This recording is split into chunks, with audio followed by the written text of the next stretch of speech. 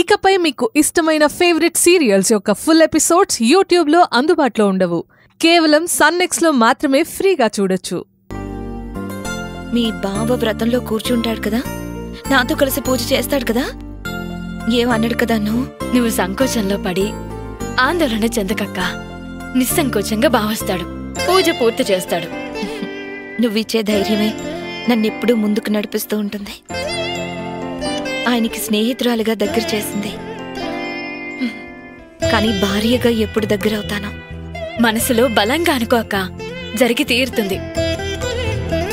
అను, కురుక్షేత్రంలో నమ్మకం సన్నగిలిన అర్జునుడికి శ్రీకృష్ణుడు గీతోపదేశం చేస్తే నువ్వు నాకు జ్ఞానోపదేశం చేస్తున్నావు. నువ్వు వయసులో చిన్నదానివైనా ఆలోచనలో చాలా పెద్దదానివి, పెద్ద మనసున దానివి.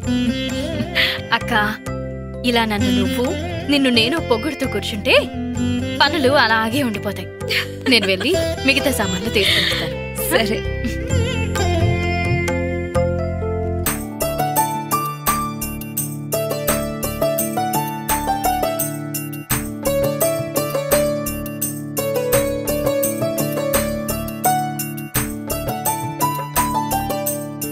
అయ్యో నాన్న, నాన్న ఇవ్వండి. ఏం పర్వాలేదమ్మా. పర్లేదు, ఇవ్వండి.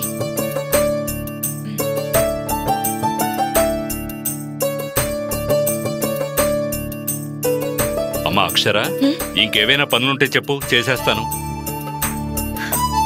మీకెందుకు నాన్న శ్రమ, మీరు వెళ్ళి చక్కగా రెస్ట్ తీసుకోండి. అమ్మా అక్షర, రామకార్యం చేయడం, రామనామం పలకడం పూర్వజన్మ సుకృతం వల్లే కుదురుతుందమ్మా.